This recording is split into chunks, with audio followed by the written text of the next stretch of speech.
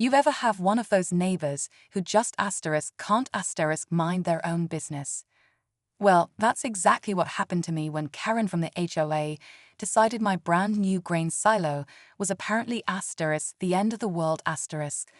I had just finished setting it up. Nothing fancy, just a practical build to store extra grain for my small farm. But apparently, to Karen, it looked like some kind of alien spaceship or illegal operation. I kid you not, she called 911 and not just to complain. She told them I was running unauthorized activity on residential property. Yep, she went full drama. Now, here's the kicker. What she didn't know is that this grain silo isn't just for storage. It's part of a Homeland Security-backed food protection program I signed onto last year. It's fully approved, documented, and protected under federal law. So when the cops showed up, things went from 0 to 60 real quick .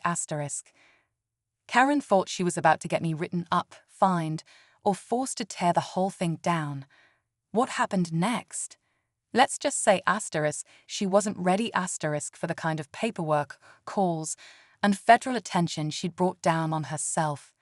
But the way it all played out, you want to stick around for this. Trust me, it only gets wilder from here. So here's where things started heating up.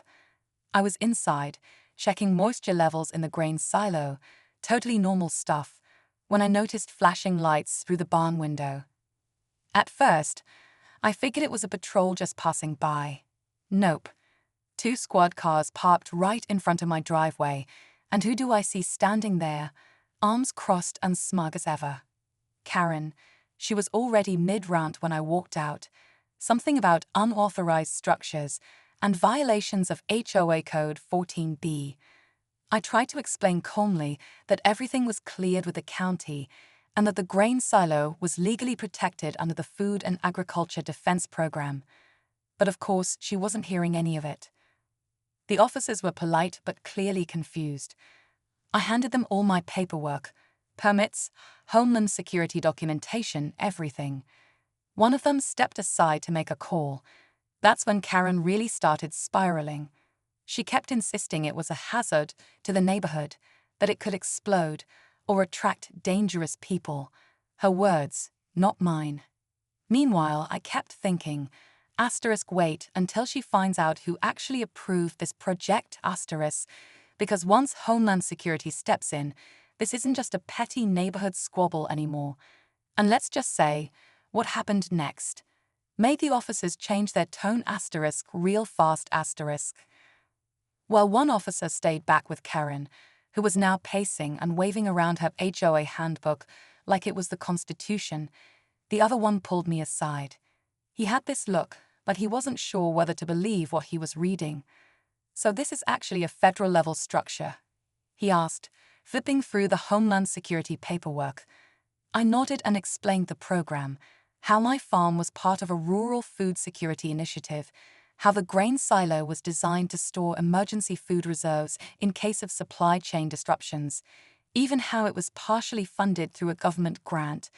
He just whistled and said, well, that changes things. Meanwhile, Karen wasn't letting up. She'd started calling other neighbors over, whispering to them, pointing at the silo like I built a missile launcher. One guy showed up with his phone already recording, trying to stir things up for the HOA Facebook group. The tension wasn't just between me and Karen anymore. It was starting to turn into a whole neighborhood circus. People were taking sides, arguing in the street, speculating about secret government operations. Then came the real twist. My phone buzzed. It was a restricted number. I answered, and the voice on the other end was calm, official, and definitely not local. We've been notified of a security breach related to your silo. Do not engage further. Was sending someone. That's when things took a whole new turn. I froze for a second after that call. The voice was clear, calm, and didn't leave room for questions. Just instructions. Do not engage further. That echoed in my head while chaos swirled outside. Karen was now on her 3rd call to the HOA board, practically shouting about government secrets on residential land. The officers were doing their best to keep the peace, but you could tell they were way out of their depth. 10 minutes later, a black SUV rolled up. No markings, tinted windows, the whole deal. It didn't even park in the driveway. Just stopped dead in the middle of the street. 2 men stepped out in suits. Not the kind of suits you wear to church. These are the kind you wear when you're not here to answer questions.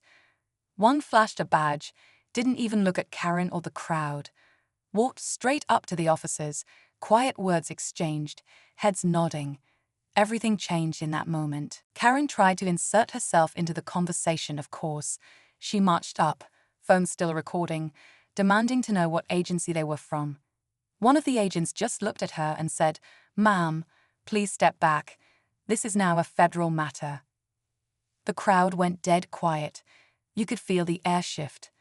I didn't know what was about to happen, but I knew whatever it wasn't just about a grain silo anymore. The silence didn't last long.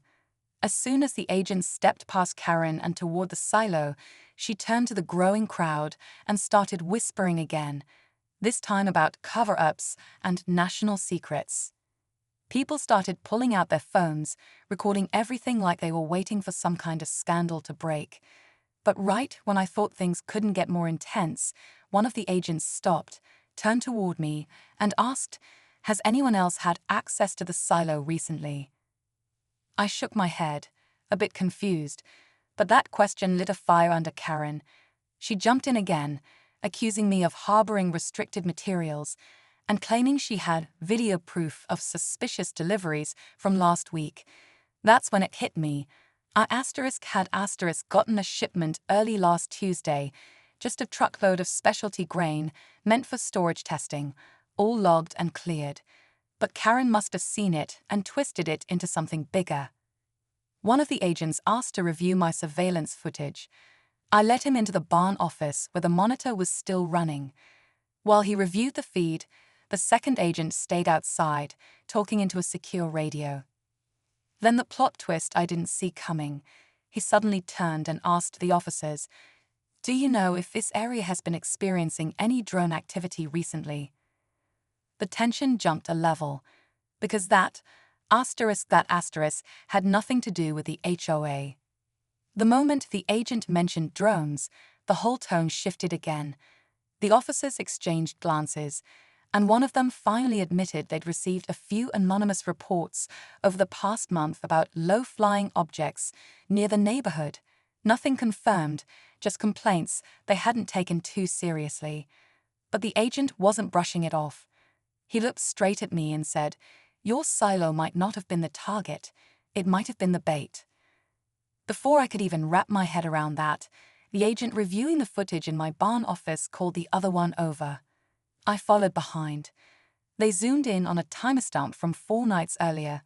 2:13 a.m. A tiny light darted across the top of the screen, paused for a second right above the silo, then zipped off toward the tree line. It was fast, quiet, and easy to miss unless you were looking for it.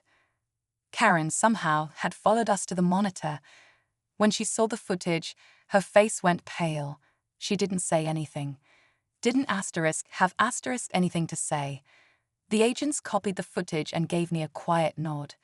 "You've done everything right. This may have been bigger than your property," one of them said.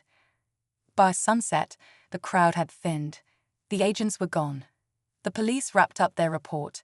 Karen retreated inside, no more phone in hand. But just when I thought it was over, I found a small black drone tucked behind one of my hay bales, damaged but still blinking, and it wasn't mine. I handed the damaged drone over to the agents the next morning. They returned without warning early, no SUV this time, just a plain truck and serious faces. They scanned the thing right there in my driveway. Then one of them quietly said, "Good catch. This isn't just some kid's toy." That was all they'd tell me. I figured that was all I needed to know. As for Karen, she's kept to herself since then. No more calls to the HOA, no more pointing fingers. Turns out she'd been reporting the grain silo to anyone who would listen: county inspectors, code enforcement, even sent an email to a local news station. But when they found out the structure was under Homeland Security protection, everyone backed off. Fast. I handed the damaged drone over to the agents the next morning. They returned without warning early, no SUV this time, just a plain truck and serious faces. They scanned the thing right there in my driveway. Then one of them quietly said, "Good catch. This isn't just some kid's toy." That was all they'd tell me. I figured that was all I needed to know. As for Karen, she's kept to herself since then. No more calls to the HOA, no more pointing fingers. Turns out she'd been reporting the grain silo to anyone who would listen, county inspectors, code enforcement, even sent an email to a local news station. But when they found out the structure was under Homeland Security protection, everyone backed off. Fast. The neighborhood tension eventually settled, but people still talk about the day the agents came. Some laugh about it, others glance over at the silo like it's hiding some secret. Truth is, I just wanted a safer way to store grain and help support food security in the region.